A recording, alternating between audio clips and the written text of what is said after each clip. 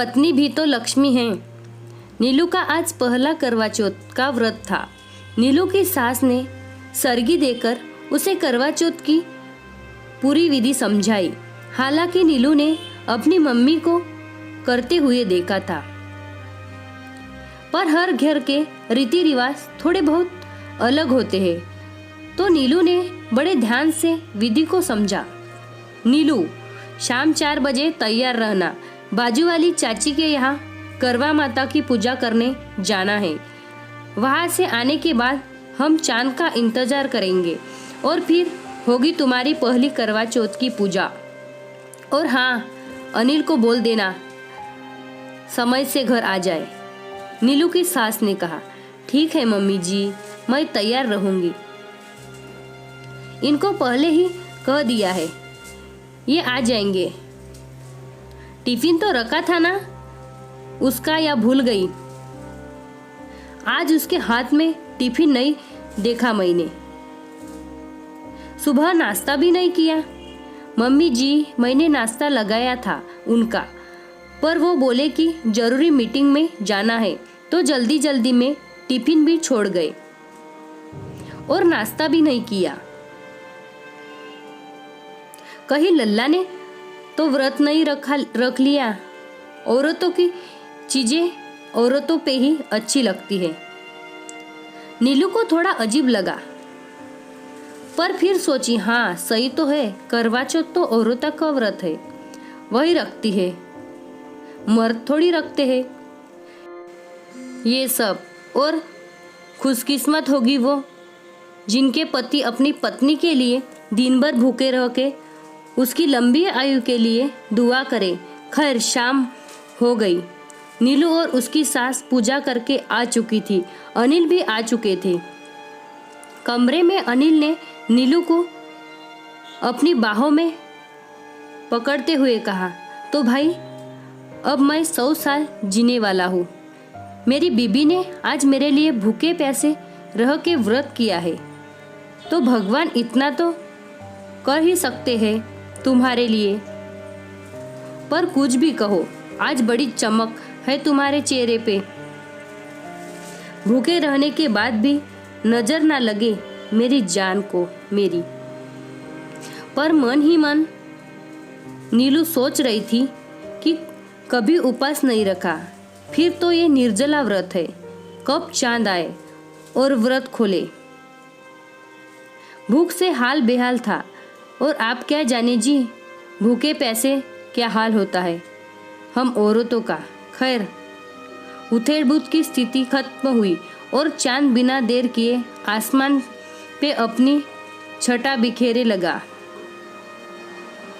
नीलू और उसकी सास छत पे अपने अपने पतियों के साथ पहुंचे और पूजा करने लगे। छलनी से देख नीलू ने अपने पति की आरती उतारी और आशीर्वाद लिया। अनिल उसे बहुत ध्यान से पूजा करते हुए देख रहा था। पूजा खत्म हुई और व्रत खोलने की घड़ी आई। चलो जी, जल्दी पानी पिला दो। नीलू ने पानी से भरा गिलास अनिल को देते हुए कहा, अरे भाई, पूजा कहाँ खत्म हुई है अभी? मैंने तो की नहीं तुम्हारी। मैं भी तो अपनी पत्नी की लंबी उम्र की दुआ करूं। अरे लल्ला, तेरा दिमाग तो ठीक है, तू क्या करेगा बहू की पूजा? नीलू की सास ने आंखें ततेरती कर अनिल को देखा। क्यों माँ, मैंने भी तो व्रत रखा है अपनी बीबी के लिए।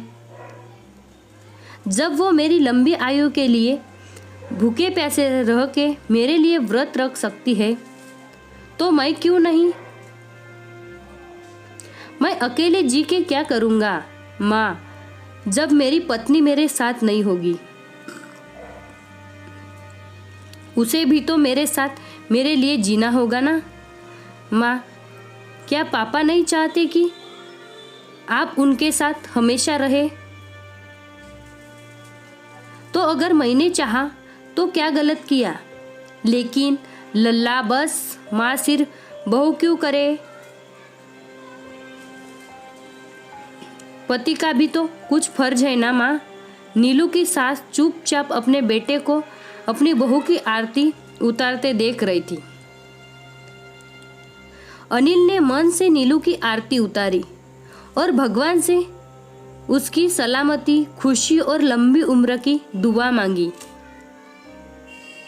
नीलू आंखों में आंसू लिए अनिल को देख रही थी। पूजा के बाद जैसे ही अनिल ने नीलू के पैर छुए, नीलू एकदम से पीछे हो गई। नीलू की सास को जैसे दिल का दौरा पड़ते पड़ते बचा और वो चिल्ला पड़ी, तेरा दिमाग पूरी तरह खराब हो चुका है अनिल।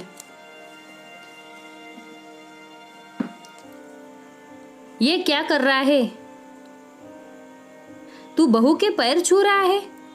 हमारे समाज में, हमारे घर में ऐसा किसी ने नहीं किया। कौन आदमी अपने औरत के पैर छूता है? पर माँ, नीलू ने तो छुआ मेरे पैर, मैं भी तो वही कर रहा हूँ। हमारे देश में पति को देवता माना जाता है, इसलिए औरत पति के पैर छूती है। और ये इसलिए भी होता है कि उसे सौभाग्य मिले, पुत्र प्राप्ति हो, उसके पाप कट जाए। ये नियम है लल्ला।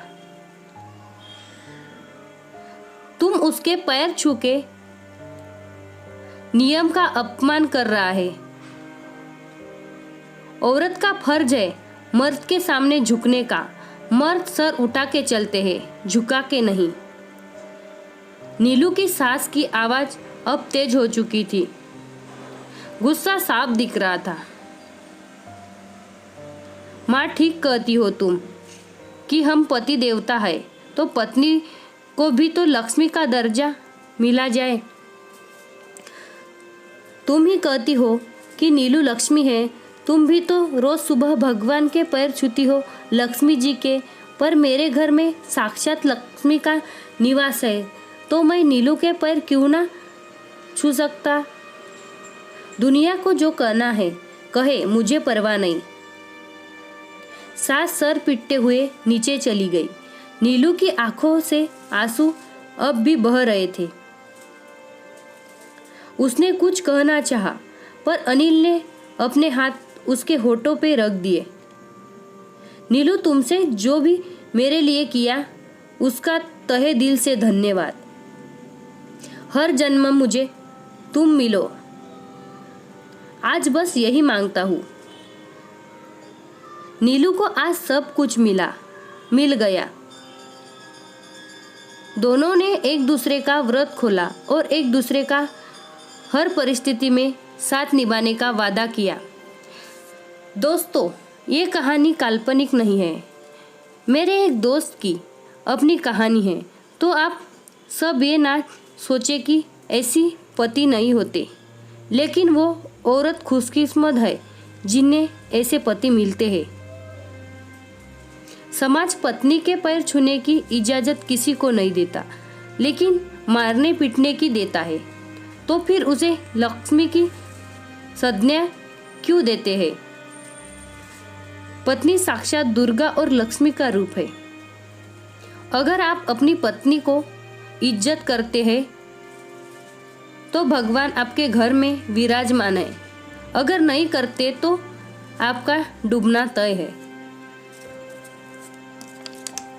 आपको हमारी यह कहानी कैसे लगी, हमें कमेंट कर जरूर बताएं। ऐसे ही कहानी सुनने के लिए प्लीज़ हमारे चैनल को सब्सक्राइब करें और बेल आइकन पर क्लिक करके नोटिफिकेशन ऑन करें। वीडियो को लाइक करें, अपने दोस्तों से शेयर करें। Thank you.